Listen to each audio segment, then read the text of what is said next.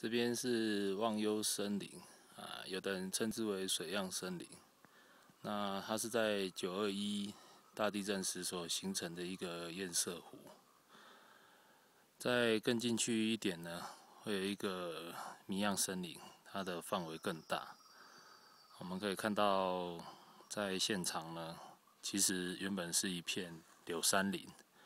那因为堰塞湖的形成呢，导致这些柳杉林的树干根部全部泡在湖水里面，所以呢没有办法摄取养分以及行光合作用。那这些柳杉林已经全部都死掉了，所以就看到目前我们所呈现的画面，所有的柳杉林呢全部都已经白化了，没有任何的树叶在上面。那进来忘忧森林的路况呢，非常的不好。从入山口到现场大概要走40分钟。那整个路呢，后半段非常的泥泞，就是经过了水泥路之后，到后半段非常的泥泞。